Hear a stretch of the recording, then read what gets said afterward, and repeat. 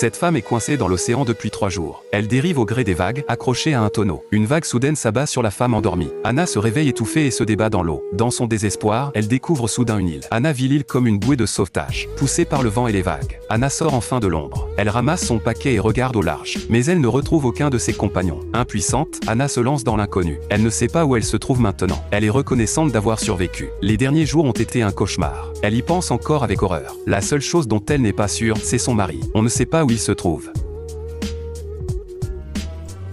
Après avoir séché ses vêtements, Anna cherche de la nourriture et de l'eau. Elle le savait au fond d'elle-même. Si elle ne trouvait pas d'eau fraîche, elle s'effondrerait rapidement. Anna remarqua alors la rosée sur les feuilles. Elle se précipita et prit la feuille à 2 mains, et la but d'un trait, même les quelques gouttes qui restaient à côté d'elle. Mais c'était loin d'être suffisant pour étancher sa soif. Et sous le soleil brûlant, cela accélérerait son effondrement. Anna sortit ses vêtements pour construire un abri. Elle doit économiser ses forces pour poursuivre sa quête. La nuit tombe. Anna n'a jamais trouvé de nourriture, sans parler de l'absence d'humains, en raison de la différence de température sur l'île déserte. Anna n'a pu que ramasser rapidement du bois de chauffage, et ramasser le silex. Après bien des efforts, elle réussit à enflammer le bois sec. Sa première nuit sur l'île déserte a été chanceuse. La situation d'Anna n'était pas trop mauvaise. Mais tôt le lendemain matin, Anna s'est réveillée avec des douleurs. Elle s'aperçoit que ses jambes sont envahies de fourmis. Anna s'est levée et les a frappées. Elle a vu les marques de morsures sur ses jambes. Elle a dû déchirer le tissu et l'enrouler autour de ses jambes, pour empêcher les fourmis d'attaquer à nouveau. Anna avait déjà faim et soif. Elle a cherché longtemps, mais n'a pas trouvé de rosée. Elle a finalement trouvé une noix de coco. Mais la noix de coco était trop sèche pour être mangée.